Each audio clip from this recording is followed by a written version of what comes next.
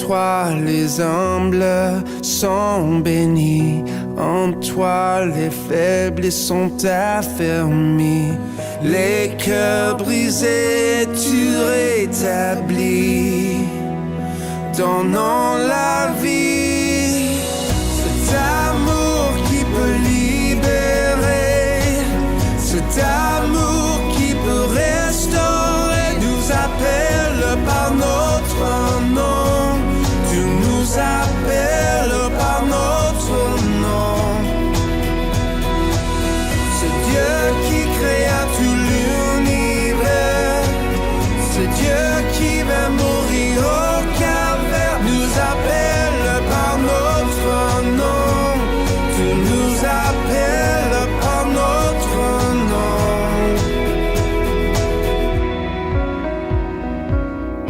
À ceux qui doutent de la foi, aux chancelants, tu tends les bras, tu les appelles de ta voix. Venez à moi, cet amour qui peut libérer, cet amour qui peut restaurer, nous appelle par notre nom. Tu nous appelles par notre nom. C'est Dieu qui créa tout l'univers, c'est Dieu qui va mourir au calvaire, nous appelle par notre nom. Tu nous appelles par notre nom. Oh, oh, oh,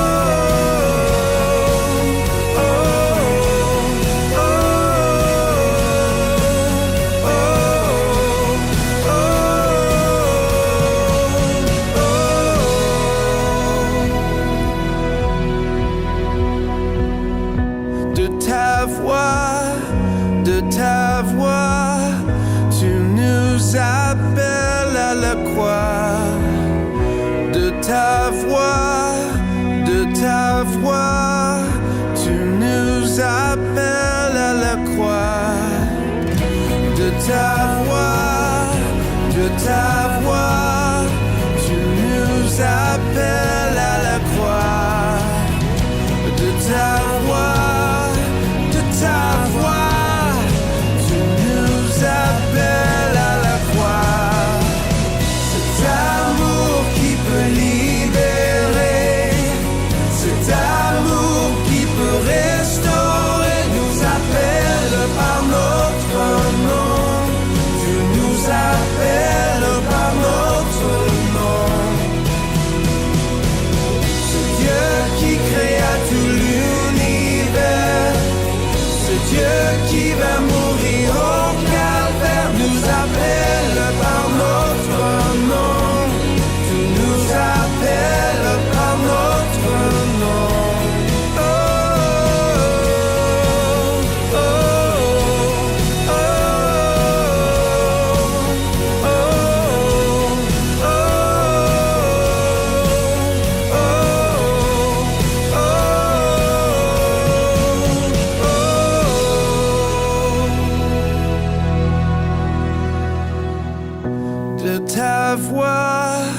de ta voix, tu nous appelles à la croix.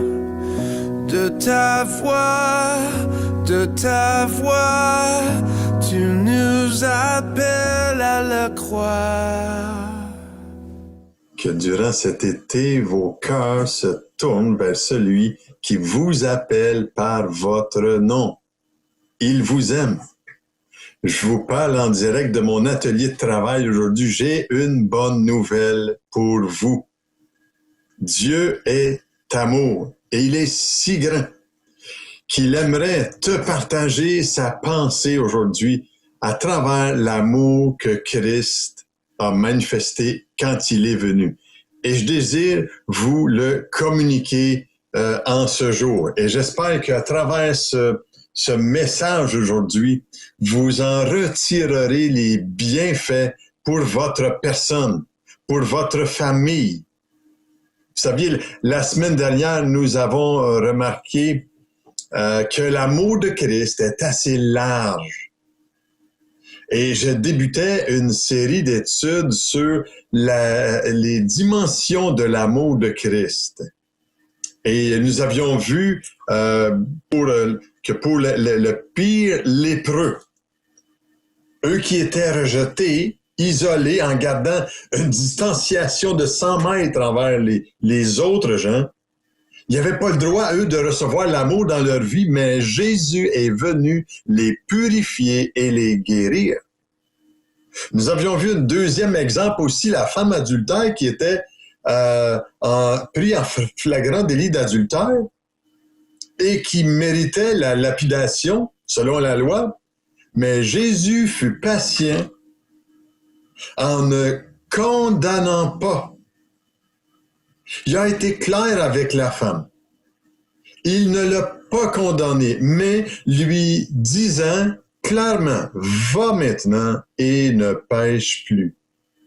C'était la condition pour recevoir l'amour de Christ.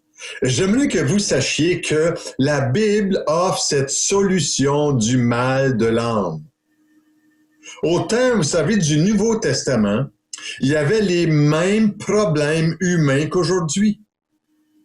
Oui, la société était différente économiquement, politiquement. Et c'est vrai qu'aujourd'hui, ça a évolué. Est-ce que c'est mieux? Ben, certainement que c'est mieux. Assurément que je dirais. Mais le problème du cœur est demeuré le même et le Sauveur est venu encore aujourd'hui pour vous dire ceci à travers ce que je vais vous partager. Il veut agir afin de te libérer, de te pardonner, de te réconcilier avec Dieu le Père. Et cela, ça doit venir de ton cœur. Je veux juste semer une pensée de la part de Dieu aujourd'hui. Je veux être comme un peu un messager entre ses mains aujourd'hui. Et vous savez une chose, c'est pas étonnant que l'apôtre Paul, dans son époque, qui avait rencontré dans ses voyages missionnaires toutes sortes de problèmes humains, et dans ses épîtres, il nous en fait part. Et il dit une chose importante dans ses recherches lui-même personnelles. Je cherche à connaître l'amour de Christ dans toute sa largeur, sa longueur, sa profondeur et sa hauteur. Et cela, il voulait le connaître dans sa puissance. Et c'est le sujet de ces études que je veux partager avec vous dans la semaine passée et dans les semaines qui viennent. Nous serons en congé durant la dernière versant de la saison estivale, mais on va reprendre au début septembre. Mais je crois, aujourd'hui, j'aimerais vous dire, je crois fortement que Dieu veut répandre sur vous la richesse de sa grâce. Il veut que vous puissiez être puissamment fortifiés dans son esprit, dans votre fort intérieur. Et ma prière pour vous aujourd'hui est que Christ habite dans vos cœurs par la foi. Et que vous puissiez être enracinés et fondés dans l'amour véritable de Dieu. Et je sais sans l'ombre d'un doute que le Saint-Esprit de Dieu peut vous faire comprendre quelle est cette largeur, cette longueur, la profondeur et la hauteur, et de connaître l'amour de Christ, qui surpasse toute connaissance, en sorte que vous puissiez être remplis jusqu'à toute la plénitude de Dieu. Est-ce que vous le désirez? Est-ce que vous le voulez? Vous savez, la plénitude de son amour peut nous rejoindre aujourd'hui dans nos besoins personnels. La plénitude de son amour guérit encore les cœurs, délivre et restaure ce qui a été brisé dans nos cœurs. Si tu ne peux plus faire confiance à à qui que ce soit. Moi, je te dis que tu peux placer ta confiance en celui qui est mort pour toi et ressuscité pour te donner la vie abondante. J'aimerais que vous sachiez que la Bible offre cette solution. Dieu a la solution. C'est une bonne nouvelle.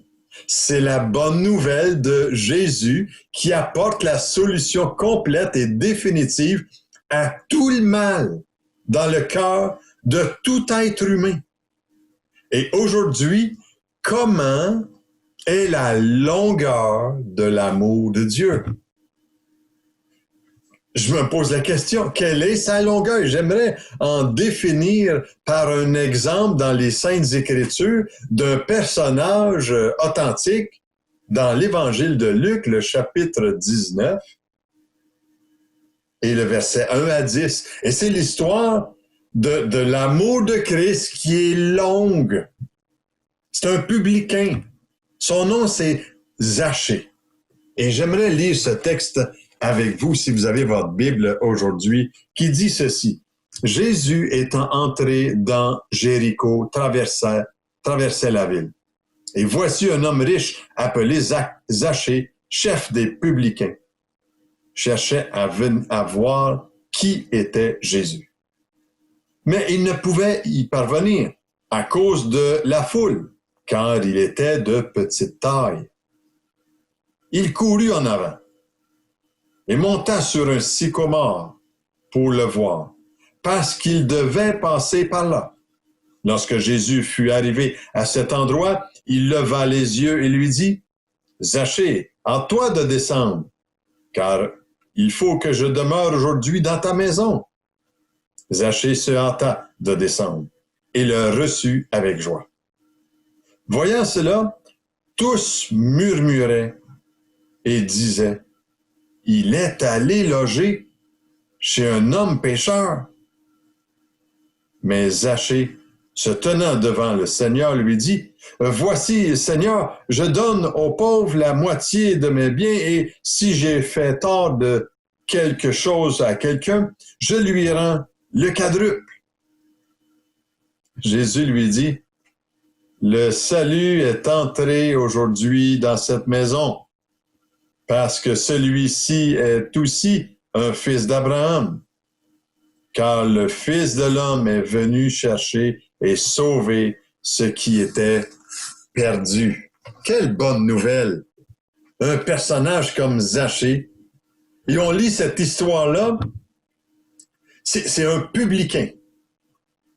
Le plus riche et réputé en Israël à l'époque de Jésus. Sa réputation était faite comme, vous savez, son bureau à lui était à Jéricho et il était l'un des plus visibles du pays parce que Jéricho, ça se trouvait au carrefour de la route principale pour le commerce du nord au sud, entre aujourd'hui la Syrie et l'Égypte. Et la route est-ouest des pèlerins en route qui était pour aller à Jérusalem était environ à 30 km de distance. Et tout et tous passaient par Jéricho. Mais personne n'y passait sans rendre visite au bureau de Monsieur le grand publicain Zachée. Un bureau de publicain à l'époque était comme un bureau d'impôt aujourd'hui, un bureau de douane, un bureau un poste de péage. Et chaque personne qui passait à Jéricho devait rendre visite à Monsieur Zachée pour payer ses impôts et ses taxes, parce qu'il était de passage là. Et vous savez, le nom de Zachée, ça nous dit qu'il était un Juif. Mais si jamais un homme portait un nom dont il n'était pas digne, c'était bien Zachée, parce que le nom de Zachée veut dire pur. Oui.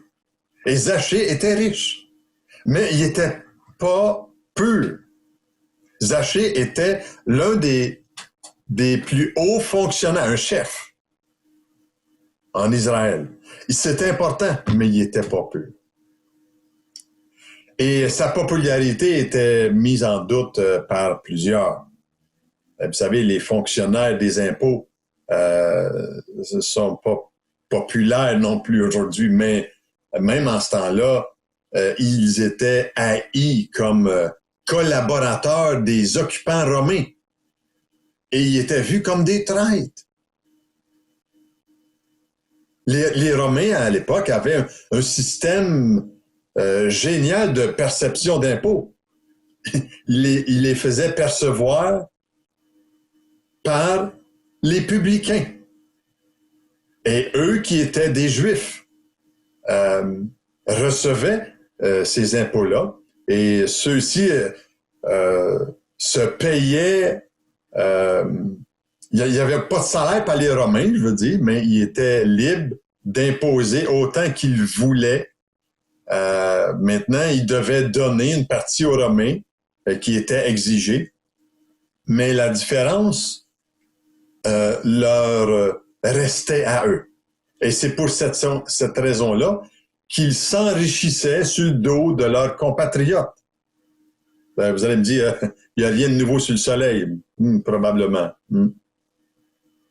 Mais vous savez, les rabbins juifs prononçaient à leur égard, à ces publicains-là, l'excommunication. Ils étaient la seule catégorie de juifs à qui il était interdit. Il était interdit d'entrer dans le temple et dans les synagogues. Et la seule catégorie de juifs, c'est eux, les publicains, qui étaient comparés à des païens, des gens qui n'étaient pas respectables. Et même, ça nous dit dans l'Évangile de Matthieu, le chapitre 18, verset 17, « S'ils refusent de les écouter, dis-leur à l'Église. Et s'ils refusent aussi d'écouter l'Église, qu'il soit pour toi comme un païen et un publicain. » Les païens, ils étaient dans la même catégorie de... même catégorie de personnes. Et je veux vous mettre dans le contexte de la vie de cet homme-là. On comprend que Zachée avait très peu d'amis. Les Juifs se tenaient à distance de ces personnes-là et on avait le moins de contact possible avec les publicains. On n'aurait certainement jamais mangé avec eux. Mais pourquoi aujourd'hui, pourquoi l'histoire de Zachée, elle nous est racontée dans la Bible? C'est pas à cause de ce qu'il était. Il y en avait beaucoup comme lui à l'époque. Et ils ne sont pas mentionnés pourtant dans la Bible. Mais à cause d'une seule raison, Zachée voulait voir Jésus.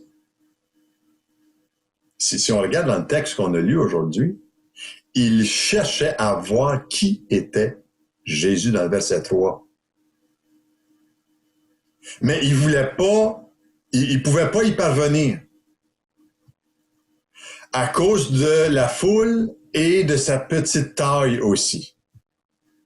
Et je dis, vous savez, quand je lis cette histoire, je dis merci au Seigneur pour l'exemple de Zachée. Alléluia. Merci Seigneur. Il y a beaucoup qui ne viennent pas voir Jésus parce qu'ils n'en éprouvent pas le désir.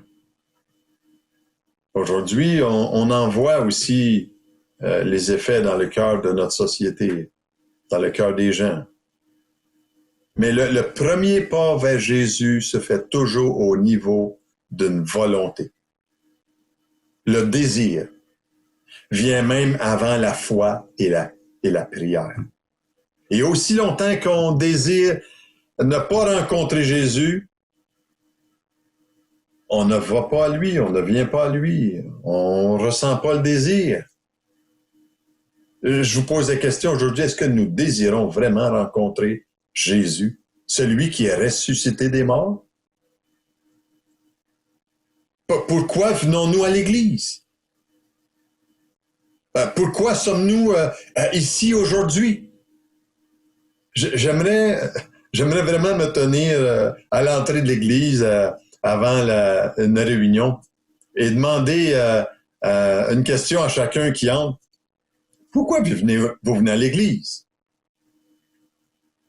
Est-ce que vous venez à l'église pour admirer un bâtiment? De voir les vitrails? Les sculptures? Le mobilier peut-être? Ou peut-être pour admirer le pasteur, sa beauté? C'est ce qui manque. Ça, peut-être son éloquence, son dévouement à l'œuvre de Dieu. Est-ce qu'on vient à l'église pour rencontrer des amis? Ou bien pour écouter de la bonne musique?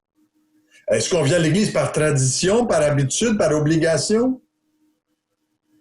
Ou venons-nous parce que nous désirons rencontrer Jésus?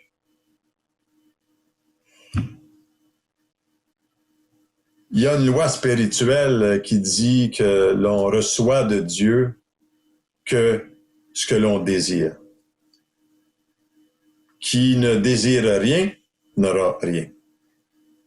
Mais celui qui désire rencontrer Dieu ne sera jamais déçu.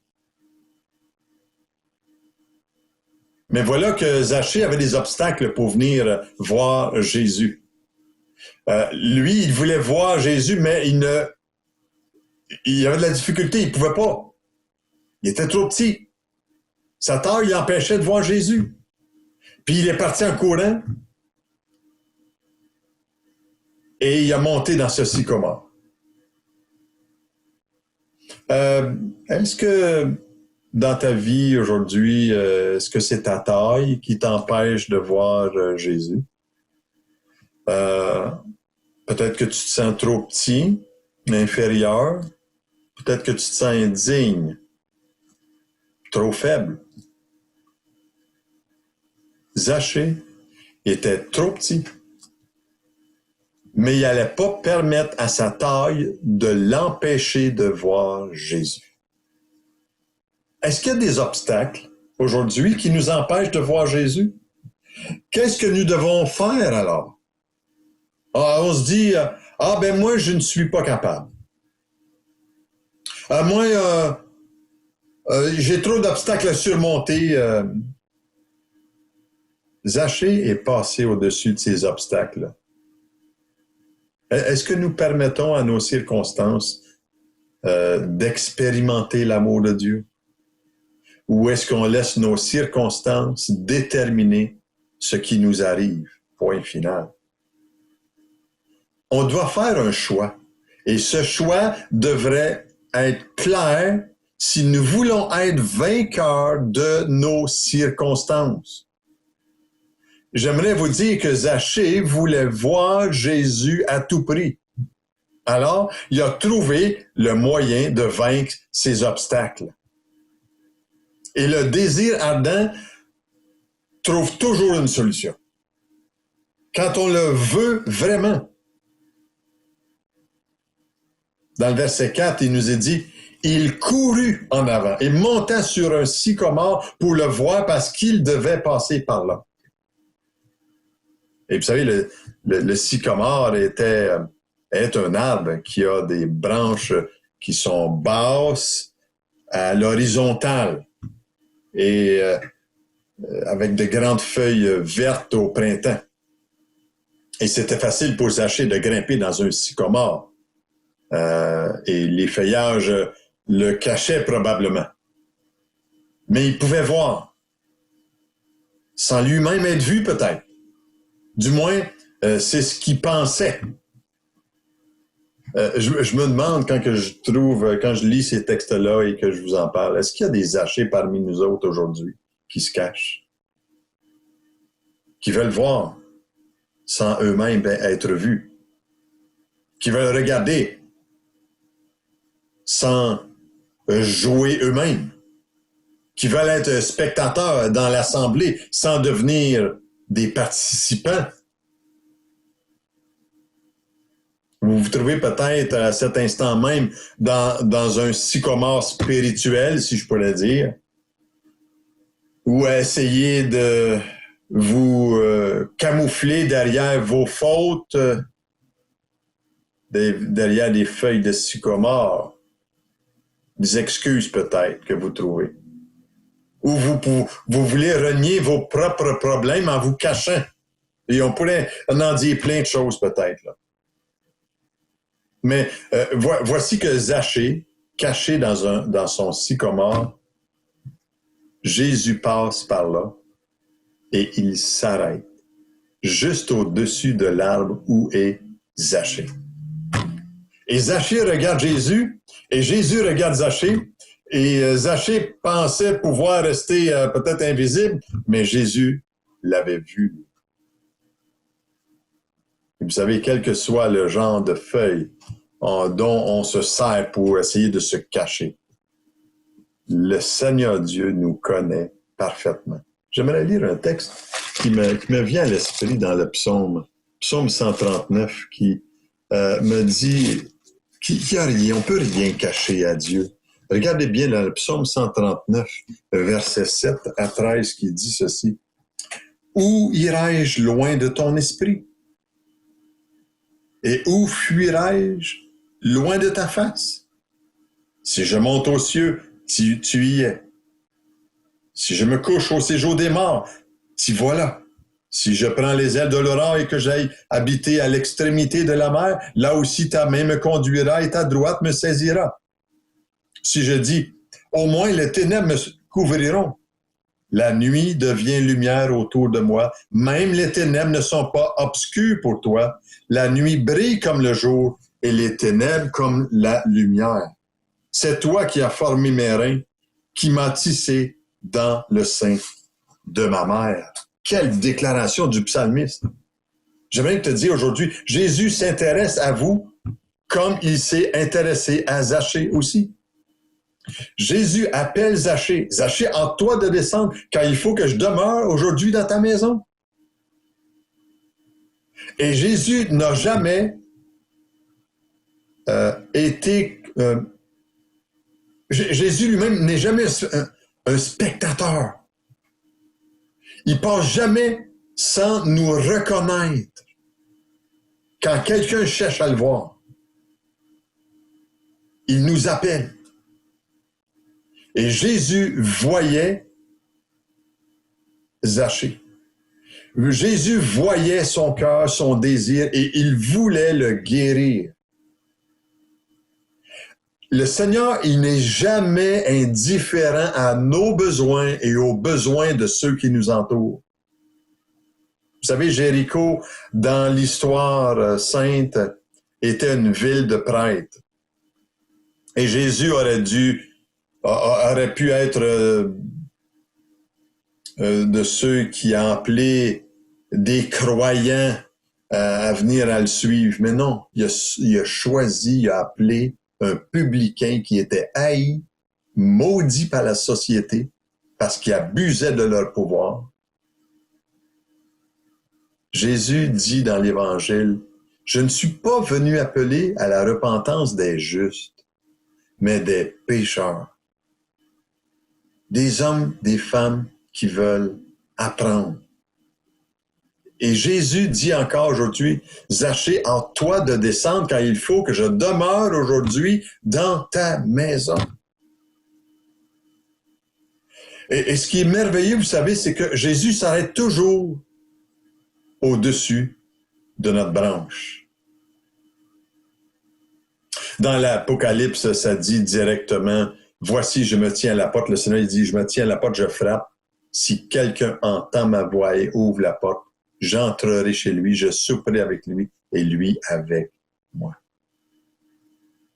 Et encore, le Seigneur, il dit à cet homme, Zachée, « Descends, en toi de descendre, Zachée. Je vais demeurer aujourd'hui dans ta maison. » Et Jésus le voit et il l'appelle. Comment? Comme les pharisiens pour le juger?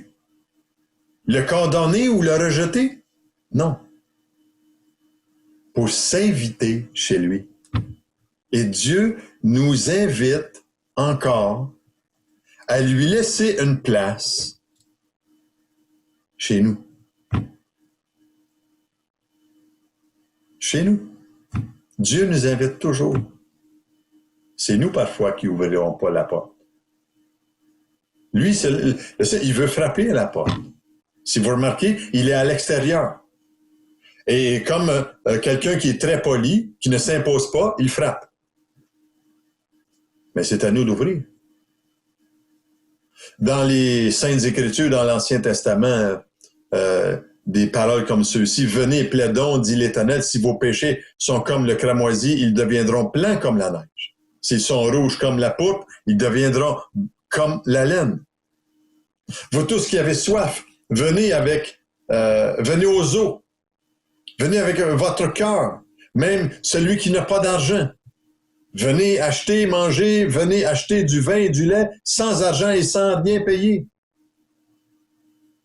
Jésus dit lui-même dans l'Évangile, « Venez à moi, vous tous qui êtes fatigués et chargés, et je vous donnerai du repos. » Jésus appelle Zachée personnellement. « Zachée, en toi de descendre, car il faut que je demeure aujourd'hui dans ta maison. » L'appel de Dieu est toujours personnel. Le portier lui ouvre et les brebis entendent sa voix. Il l'appelle par leur nom, les brebis qui lui appartiennent, et il les conduit dehors.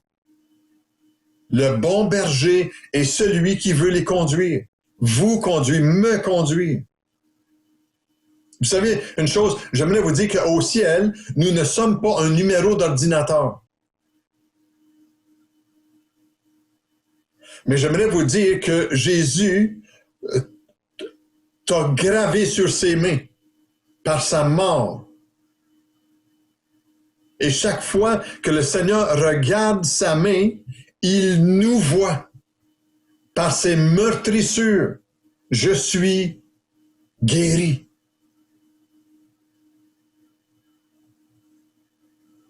Et encore, je le dis, hâte-toi, Jésus dit ça à Zachée, il faut que j'aille aujourd'hui dans ta maison. Vous savez, l'appel de Dieu est toujours urgent. Il faut réagir aujourd'hui. L'Évangile est un message d'actualité. C'est une bonne nouvelle et Dieu sait qu'on en a besoin dans ce temps-là que nous vivons. C'est pas seulement une histoire du passé que je vous raconte, ni une prophétie pour l'avenir. Zachée, hâte-toi de descendre car il faut que je demeure aujourd'hui dans ta maison.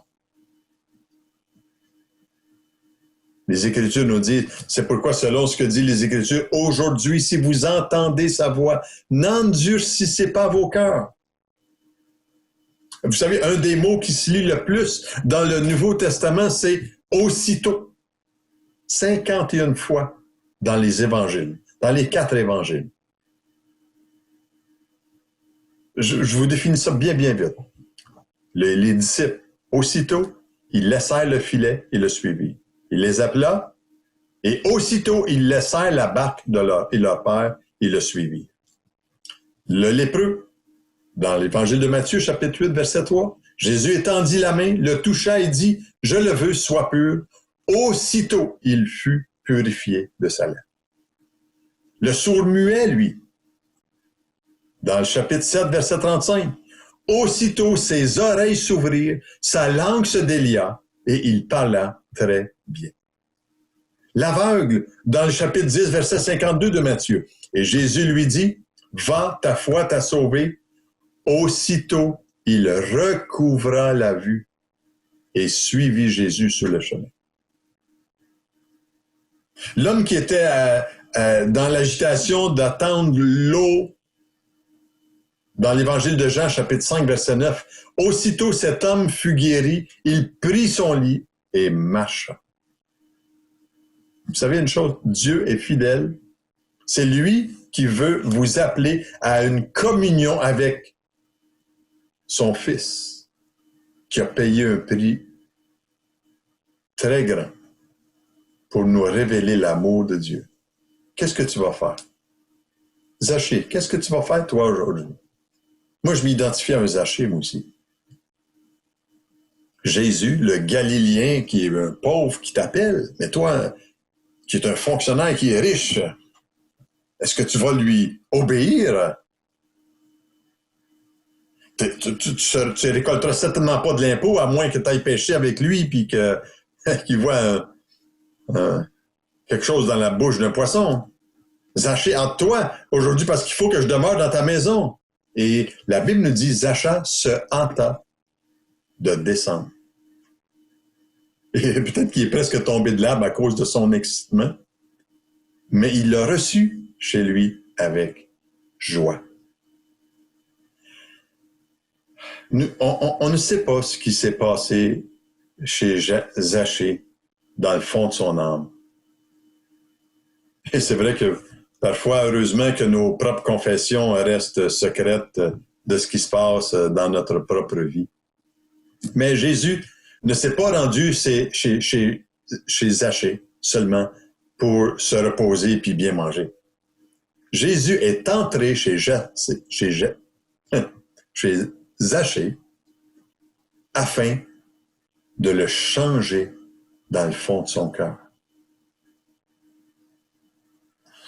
Vous savez, le résultat, c'est que la Bible nous dit dans ce chapitre-là, dans le chapitre 19, Zachée se tenait devant le Seigneur et lui dit, « Voici, Seigneur, je donne aux pauvres la moitié de mes biens, et si j'ai fait tort à quelqu'un, je lui rends le quadruple. » Le changement qui a été radical, complet, instantané. Vous croyez également que votre inspecteur d'impôts s'est vraiment converti? Si vous remettrez le quadruple de ce que vous avez payé, diriez-vous, il y a eu un changement? Celui qui n'avait pas reçu que pour lui-même vit maintenant pour donner aux autres. Son égoïsme a été remplacé par une libéralité. C'est bien qu'est-ce que les évangiles nous disent quand il y a une transformation de cœur qui s'opère. Si quelqu'un est maintenant en Jésus, qui vit pour Jésus, il est une nouvelle créature. Les choses anciennes sont passées. Voici toutes choses. La longueur de l'amour de Dieu le rejoint. Saviez-vous que ce que Jésus dit en sortant de chez Zachée au sujet de ce publicain-là, dans le verset 9, il nous a dit, Jésus lui dit, « Le salut est entré aujourd'hui dans cette maison. Parce que celui-ci est aussi un fils d'Abraham. » C'est merveilleux. C'est fantastique. C'est aujourd'hui. C'est l'appel de Dieu qui est pas seulement pour demain, mais pour l'éternité. Pas seulement à remettre à demain pour ce qui va se passer, mais aujourd'hui, Seigneur, je crois que tu me parles. Et vous savez qu'est-ce qui est arrivé à Zachée peut nous arriver aujourd'hui aussi, si nous le lui permettons. Est-ce qu'il y a des Zachées aujourd'hui parmi nous? Dans notre région matapédienne? Des gens qui vivent pour leurs millions? Pour leurs milliers peut-être? Soit qu'ils aient gagné ou déjà épargné, soit qu'ils essaient de gagner ou d'épargner. Des gens qui n'osent presque pas se montrer chez les autres parce que ils se mêlent pas aux autres. Des gens sans amis peut-être, qui se tiennent à l'écart pour la plupart de leur connaissance. Ils se tiennent à l'écart. Des gens qui ne reçoivent aucun amour ou presque pas. Ils sont seuls, isolés. Mais j'aimerais vous dire, l'amour de Jésus est assez large et assez long pour nous embrasser. Il frappe à la porte de votre cœur aujourd'hui. Et Jésus veut élargir ta dimension de l'amour de Dieu. Où est-ce que ça se trouve? Où est-ce que se trouve la dimension de l'amour que tu as dans le cœur? Jésus veut l'élargir. Il veut te rendre libre et uni avec lui. Il veut entrer dans ta maison. Est-ce que tu lui feras confiance? Est-ce que tu prendras sa parole pour l'appui? Il désire te faire du bien. Mais est-ce que tu le désires, toi? Il te propose d'élargir et d'allonger tes horizons en aimant Dieu, en aimant ton prochain et toi-même aussi. Vous savez, vous et moi avons besoin de découvrir le véritable amour de Dieu. Je vais prendre une pause dans les 3 prochaines semaines pour se retrouver au début septembre, le dimanche, samedi et dimanche, pour d'autres études de la parole de Dieu, sur la profondeur de son amour. J'aimerais poursuivre dans cette même lignée de pensée. Et écoutez bien avec Stéphane Kéry ce chant qui dit « Christ seul me suffit ». Que feras-tu de son amour pour toi aujourd'hui? Que Dieu te bénisse et à une prochaine.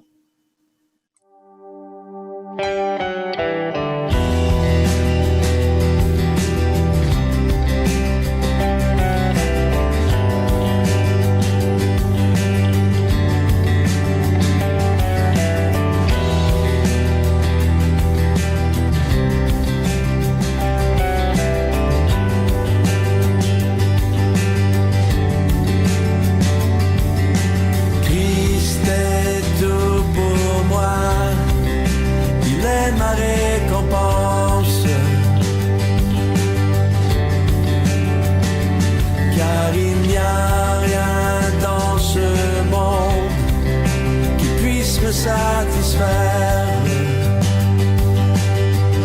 même dans l'épreuve, mon âme chante, oui pour toujours, il m'a sauvé.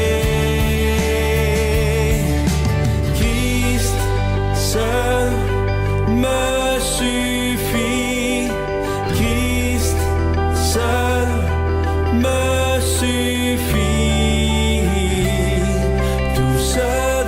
Besoin est en toi, tout ce dont j'ai besoin.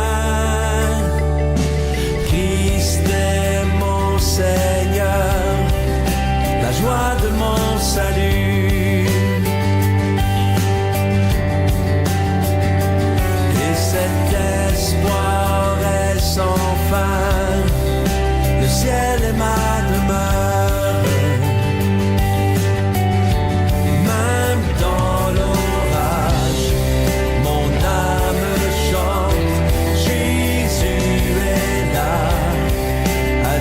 Soit la gloire, Christ seul me suffit, Christ seul me suffit.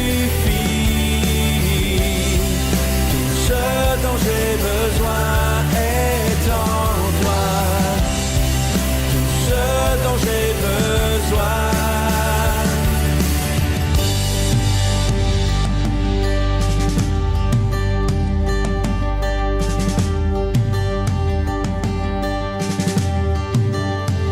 En mon cœur j'ai choisi de suivre Jésus.